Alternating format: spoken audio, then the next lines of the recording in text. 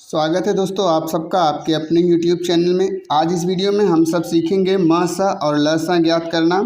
म स जिसको हम HCF बोलते हैं यानी हाईएस्ट कॉमन फैक्टर, और ल स जिसको हम LCM बोलते हैं मतलब लीस्ट कॉमन मल्टीपल। तो दोस्तों हमने यहाँ पे दो सवाल लिया है। पहला है 24, 32 और 40 जिसका हमको म स ज्ञात करना है। दूसरा लिया है 8, 12 और 20 जिसको हमको ल स ज्ञात करना है। तो दोस्तों म स और ल स ज्ञात करने की दो विधियां होती हैं। पहला होता है गुणनखंड विधि और दूसरा होता है भाग विधि। तो सबसे पहले हम गुणनखंड विधि से इसका म स और ल स ज्ञात करेंगे। इसके बाद हम भाग विधि से म स और ल स ज्ञात करना सीखेंगे। तो सबसे पहले हम इसका म स निकालते हैं। तो गुणनखंड विधि में क्या करना होता है कि जो संख्याएं दी है उसका हमें सबसे पहले गुणनखंड करना होता है।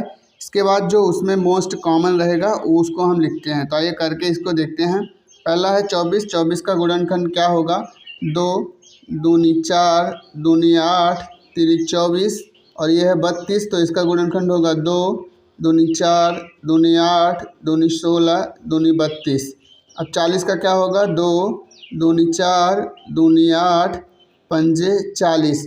अब दोस्तों इसमें देखेंगे कि तीनों में जो कॉमन रहेगा वही गुणनखंड हम लेंगे। तो यहाँ पे देखते हैं 1, 2 कॉमन मिल रहा है तो इसको लिखेंगे 2 गुणे, फिर यहाँ पे देखिए 1, 2 कॉमन मिल रहा है तीनों में तो लिखेंगे 2 गुणे, फिर यहाँ पे भी देखिए तीनों में 1, 2 कॉमन मिल रहा है तो इसको लिखेंगे 2। अब इसके बाद देखिए यहाँ पे 3 है, यहाँ पे 2 है, यहाँ पे 5 है। जब अलग अलग संख्याएं हैं तो इसमें कॉमन कुछ नहीं मिलेगा, तो यही हमारा इसका म स हो जाएगा। तो ये क्या होगा? 2 दूनी 4 4 दूनी 8। तो ये हमारा आंसर हो जाएगा, मतलब 24, 32 और 40 का म स 8 आएगा। अभी ल स निकालते हैं दूसरे सवाल का। तो यहाँ पे 8, 12 और 20 तो इसका भी हम गुणनखंड करेंगे। गुणनखंड क्या होगा? 2 दूनी 4 दूनी 8, 12 का क्या होगा? 2 दूनी 4 तिहाई 12, 20 का होगा 2 दूनी 4 पंजे 20। अब इसमें देखेंगे इसमें क्या करना होता है ल स में कि जो सबसे पहले कॉमन मिलता है हम उसको लिखेंगे। तो यहाँ पे देखिए 1, 2 कॉमन मिल रहा है तो लिखेंगे 2 गुणे, यहाँ पे भी देखिए 1, 2 कॉमन मिल रहा है तीनों में तो लिखेंगे 2 गुणे।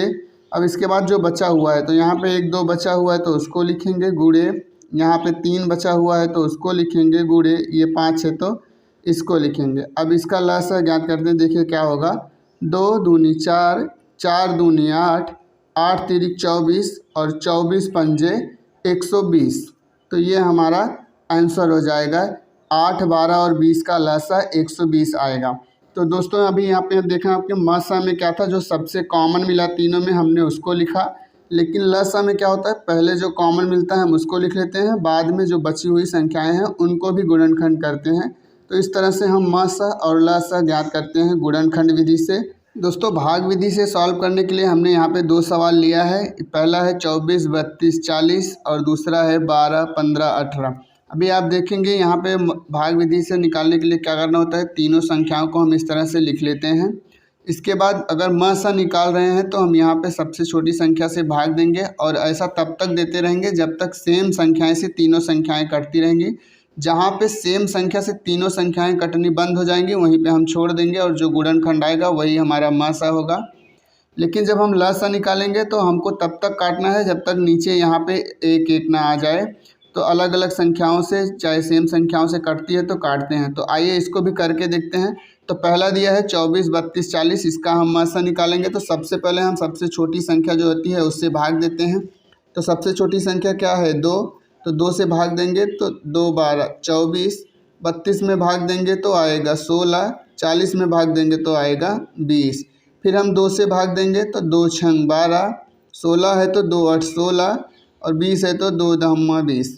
फिर हम 2 से भाग देंगे, 2 से भाग देंगे तो क्या आएगा? 2 तिहाई 6, 8 है तो 2 चौक 8, 10 है तो 2 पंचे 10। अभी आप देखेंगे नीचे यहाँ पे तीनों अलग अलग संख्याएं आ गई हैं, जो किसी सेम संख्या से नहीं कटेगा। तो हमको इसको यहीं पे छोड़ देना है, और जो ये गुणनखंड मिला है इसको हम लिखेंगे तो हो जाएगा 2 गुणे 2 गुणे 2 बराबर 2 दूनी 4 दूनी 8। तो देखा आपने गुणनखंड विधि से भी हम 32, 40 और 24 का निकाले थे तो 8 आया था, और भाग विधि से इस तरह से इसको सॉल्व करेंगे तो भी हमारा म स 8 आएगा। अब हम इसको ल स ज्ञात करते हैं भाग विधि से। तो इसमें भी हम सबसे पहले जो सबसे छोटी संख्या रहती है उससे भाग देते हैं। तो यहाँ पे 2 भाग देंगे 12 में तो आएगा 6, 15 में भाग नहीं जाएगा तो इसको हम ऐसे ही लिख लेंगे। इसके बाद 18 में भाग देंगे तो आएगा 9। फिर हम 2 से भाग देंगे तो 6 है तो 2 तिहाई 6 3 आएगा।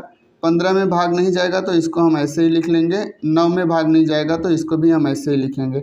अब हम क्या देखते हैं, यहाँ पे 3 है, 15 है, 9 है, तो अभी 3 से भाग देंगे तो 3 एकम 3, 15 है तो 3 पचे 15, 9 में भाग देंगे तो 3 त्रिका 9।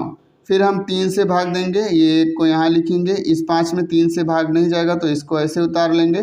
फिर 3 से भाग देंगे 3 में तो 3 एकम 3। अभी इसके बाद यहाँ पे क्या 5 बचा है तो हम 5 से भाग देंगे तो ये 1 है, ये 5 एकम 5 1 और ये 1, तो यहाँ पे नीचे 1 1 आ गया, यही हमको लाना था। तो यहाँ पे जो गुणनखंड आया है यही हमारा लसा होगा, तो हम इसको लिखते हैं।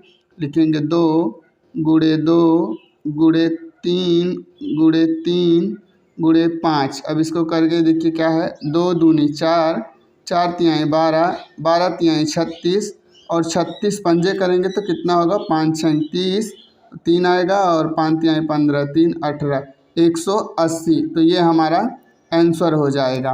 तो 12, 15 और 18 का लसा 180 आएगा।